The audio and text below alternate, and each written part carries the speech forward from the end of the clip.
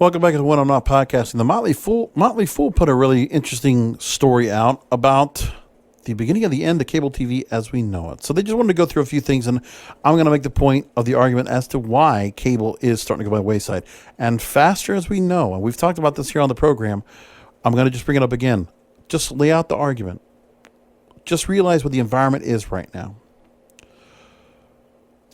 So while Comcast Cable or Comcast Digital, right, is using Peacock right now, 100% ad-driven, to try to keep people on board to watch their programming, right?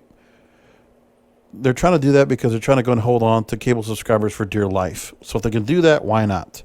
And because they're owned by the same entity, NBC Universal. So they're trying that. Amazon owns and operates IMDb TV, and they're also attached. Like, here's the thing, that some of the networks and platforms are trying to use their own streaming services to try to hold on to audiences, at least try to get them engaged to their programming, or be able to get them to attach themselves to programming that is not, they have their own streaming services, proprietary. And it's funny, if I have it with my Amazon Fire Stick, I can go to all these things basically. Amazon has IMDb TV, offering free content with the occasional commercial injected into the stream. Tubi, which is now owned by Fox, does the same. And then Walt Disney has Hulu, subsidized by TV commercials as well.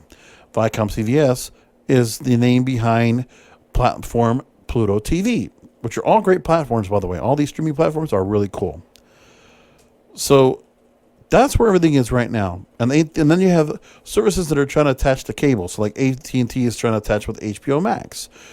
So cable's trying to stay on for dear life by attaching themselves to certain streamers. They're not the Hulus or the Netflixes, the Amazon Primes of the world, but they're at least trying to do something. Now, the numbers behind it. So NBC Universal executives were guessing as to how much each watcher was worth. They said between $6 and $7 per month, either as a paying subscriber or as a member of an addressable audience.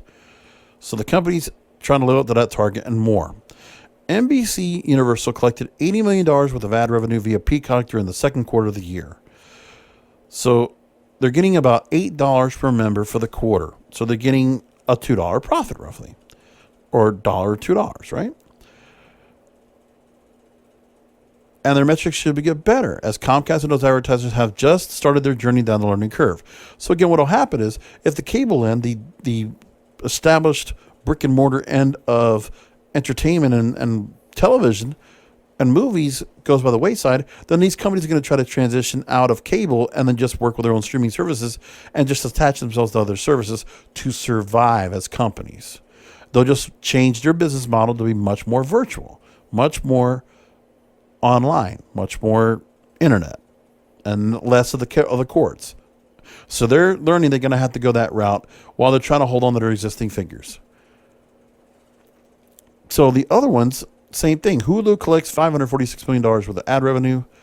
Of Hulu's 32.1 streaming only customers, average revenue is $11.39 per subscriber, implying only a tiny number are opting for the $5.99 month option, which is the cheapest one they have. Some are paying something closer to the ad-free $11.99. Between the two groups, Walt Disney may be collecting as much as $17 a month per subscriber. So people are willing to go and put the extra money. If you have tiers of service, they're definitely willing to pay the higher price. Pluto collected in the same second quarter $80 million in ad revenue, but they're within 26 million and 30 million viewers. They get about $1 per subscriber per month. Pluto's arguably the least ready AVOD platform in terms of appeal to marketers. And Viacom bought it last year for $340 million. But it's more about the potential than the present. So again, they put a lot of money, they put a money in, but they know there's a whole lot with it because Pluto is just such a wonderful platform, I must say. So to the extent of the media industry needing a standalone, self-sufficient name with some new exclusive programming to prove the ad-supported on-demand video model works, Peacock is showing us that it does. Occasional commercials are just fine. So we can expect networks, studios, and other content creators to accelerate their shift away from traditional cable to streaming without much concern over pricing and ad revenue. So they're going to be able to make the money they did before without loading with ads, cable with a cord. That's good news. And that will make the market do really well. So there's your little tip right there from your Uncle King of Podcast. We'll do another video soon. Stay with us for another one. I'm Not Podcasting. Till next time.